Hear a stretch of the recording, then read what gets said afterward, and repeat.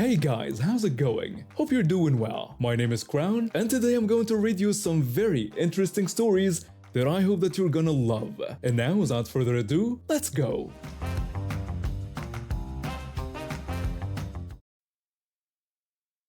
I was 17 when this happened, dealing with what felt like an endless stream of doctor's appointments while trying to maintain my grades in high school. For months, I had been going to this prestigious specialty hospital every week, seeing different specialists who were trying to figure out what was wrong with my body. Something was attacking my immune system, but no one could pinpoint exactly what it was.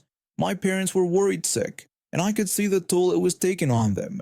Every new test brought hope for answers, but also fear of what those answers might be. The hospital bills were piling up, even with insurance, but they never complained.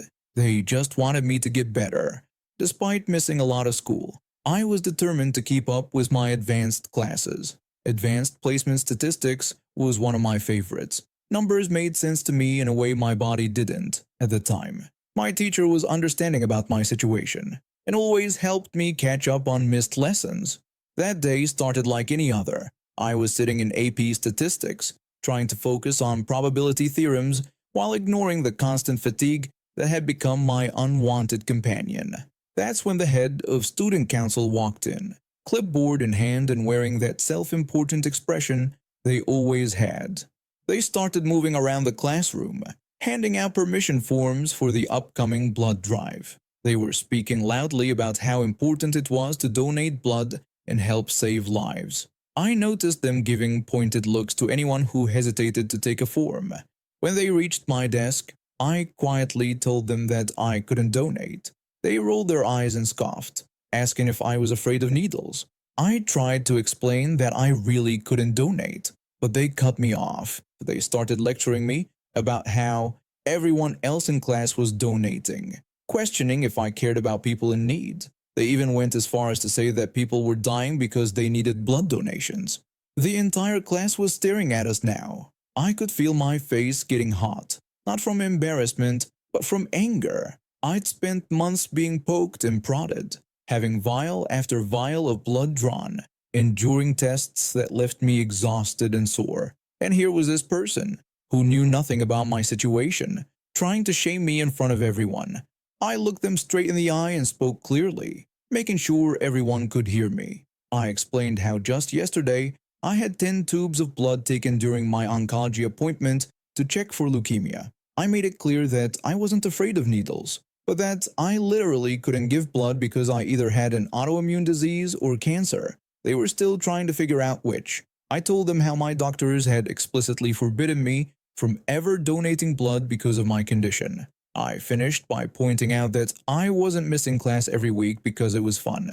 The silence in the room was deafening. The student council head's face went through several shades of red before settling on a sickly, pale color. They started stammering, trying to form some kind of response but failing to string together a coherent sentence. My teacher, who had been grading papers at her desk, finally intervened. She told them to stop handing out forms unless students specifically requested them, emphasizing that not everyone's medical history was their business. The student council head practically ran back to their seat, but they weren't done making a fool of themselves. As class was ending, I overheard them talking to their friends, suggesting that I was probably making everything up for attention. They questioned who actually missed that much school for doctor's appointments. I was gathering my things when my teacher overheard this too. She'd had enough and ordered them to her office immediately. I later found out from a classmate that the teacher had reported them to the principal for harassment and spreading rumors about a student's medical condition. They were removed from their position as head of student council and had to write a formal apology to me. They also had to attend several sessions with the school counselor about empathy and not making assumptions about others' situations. The blood drive went ahead as planned, but with a new policy. Forms were left at the front office for students to pick up if they wanted to participate, and no one was allowed to pressure others about donating. I heard they actually got more donations this way, since people could make their choice without feeling pressured or judged. I finally got my diagnosis a few months later. It wasn't leukemia, thankfully, but a rare autoimmune condition that required ongoing treatment. The student council head never spoke to me again, which was perfectly fine by me. Every time they saw me in the hallway, they would quickly turn and walk the other way. I've been living in my house for about 5 years now. My wife and I bought it right after getting married, and we loved everything about the neighborhood. Well, almost everything. Our next door neighbor turned out to be the biggest pain anyone could imagine. From day one, this guy acted like he owned the whole street. He'd park his car, taking up part of our driveway, let his dog do its business on our lawn without cleaning it up, and blast music at 3 a.m. like he was running a nightclub. But what really got under my skin was his habit of throwing his trash into our yard. At first, it was just occasional stuff, maybe a wrapper or an empty can. We tried to be neighborly about it, picking it up without making a fuss. But over time, it got worse. We're talking full garbage bags, old food containers, even broken furniture pieces. Every time we bring it up, he'd deny everything, even though we had security camera footage showing him doing it. My wife and I both work from home. I'm a software developer, and she runs her own online business, so we'd see him doing this stuff all the time. We tried talking to him civilly multiple times, but he'd either ignore us or get aggressive, claiming we were harassing him. Last week was when everything came to a head. I had just finished a long meeting with some clients in the city and was driving home. When I turned onto our street, I could see my wife standing near our property line, clearly having another discussion with our neighbor. Even from a distance, I could tell it wasn't going well. My wife confronted him about the 3 garbage bags he had thrown over our fence the previous night, telling him we had it on camera and that this behavior needed to stop. He tried to deflect, telling her to mind her own business and denying everything. When my wife mentioned the video footage we had, he started getting angry. She pushed back, saying we wouldn't have to complain if he'd just stopped dumping his trash in our yard. That's when it happened. Without any warning, he just hauled off and slapped my wife across the face, hard enough to make her stumble backward. I had just pulled into our driveway and was getting out of my car when I saw it happen. I don't really remember consciously deciding to move. 1 second I was by my car, the next I was running full speed across our lawn. I tackled him like a linebacker, and we both went down hard on his precious lawn ornaments. I'm not a violent person by nature, but seeing him hit my wife, something just snapped. We rolled around on the ground, and I managed to get in several good punches before my wife called the police. His face was a mess. I knocked out 3 of his front teeth and broke his nose. By the time the police showed up, he was sitting on the ground, bleeding and crying about how he was going to sue me. The funny thing is, all of our security cameras caught everything. The police took our statements and reviewed the footage right there. They ended up arresting him for assault and told us we could press charges. He spent the night in jail, and we immediately filed for a restraining order. His landlord found out about everything. Apparently, he was renting, not even owning the place, and started eviction proceedings. Turns out dumping trash in neighboring properties and assaulting people violates the lease agreement. Who would have thought?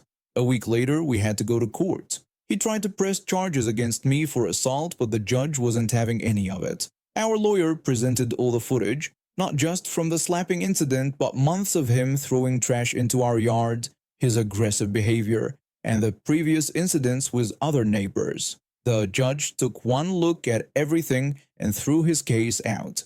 He got sentenced to 6 months in jail for violating his probation and assaulting my wife. The restraining order was approved, which meant he couldn't come back to the house even if his landlord hadn't already started evicting him.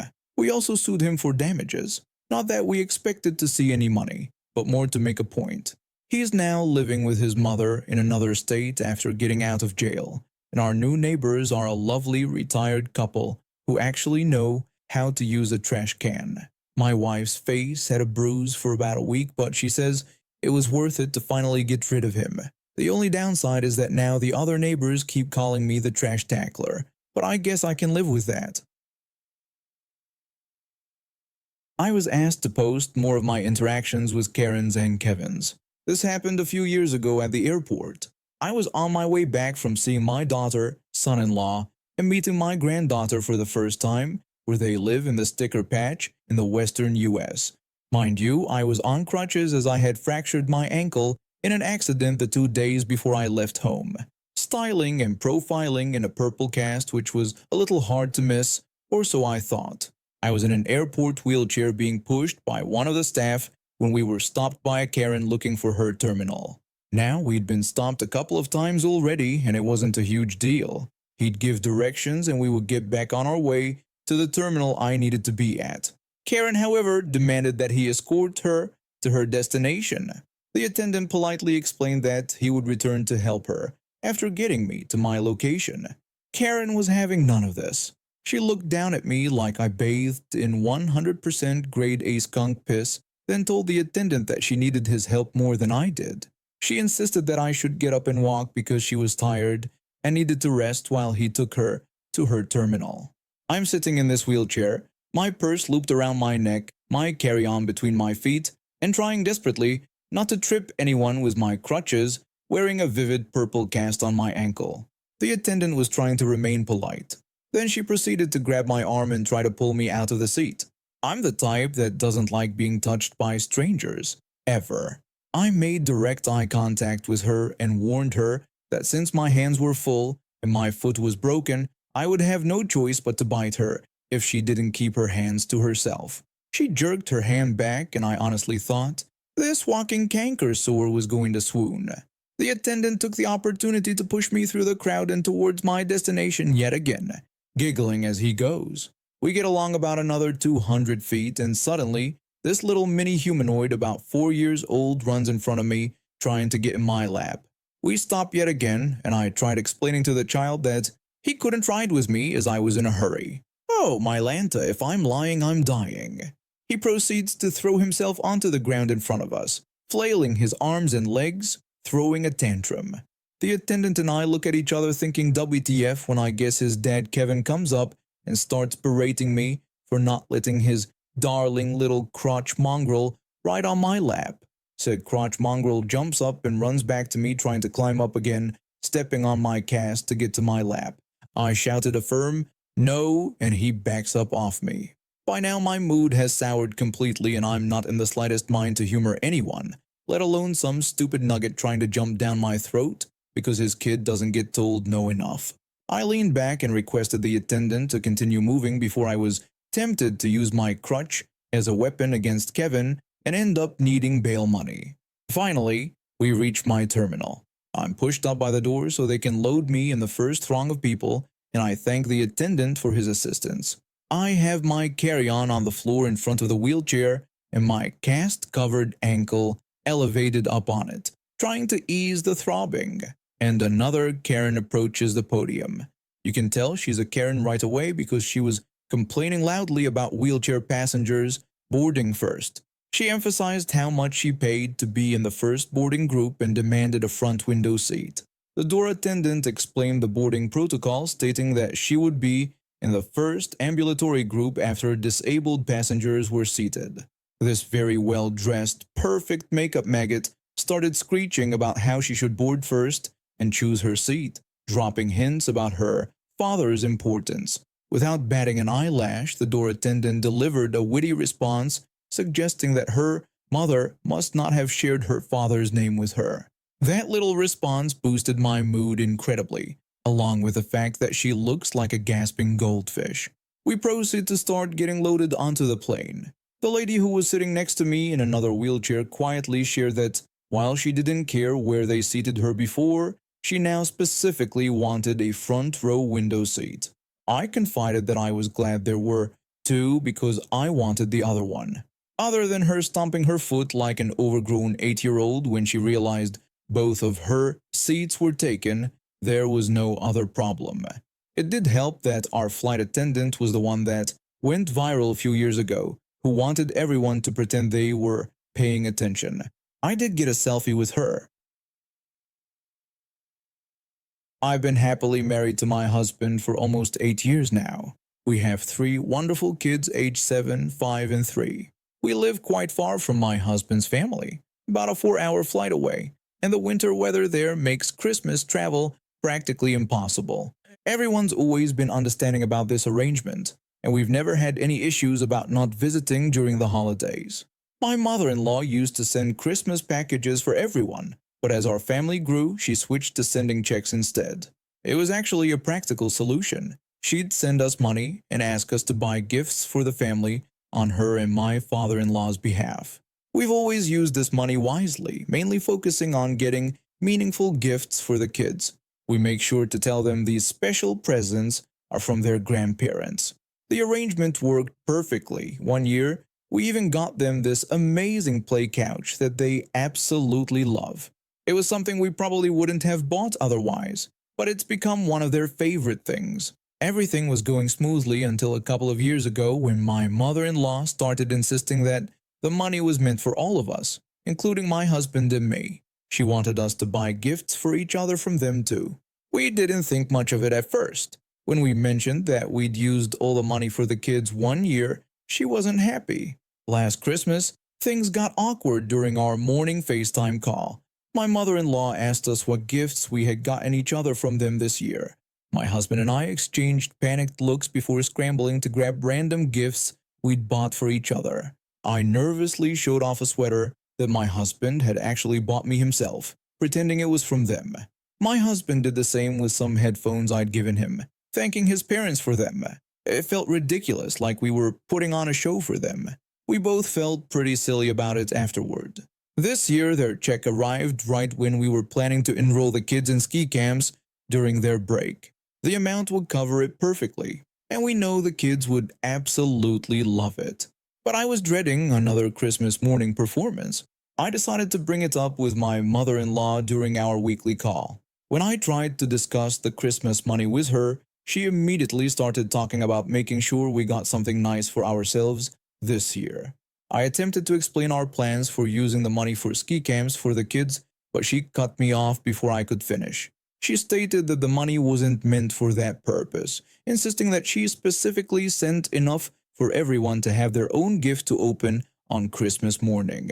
I tried reasoning with her, asking if she wouldn't prefer the kids learn a lasting skill, but she refused to listen. She kept repeating that she wanted to see everyone opening presents during the call, claiming it was tradition. She got increasingly agitated and even threatened to go back to sending individual gifts herself.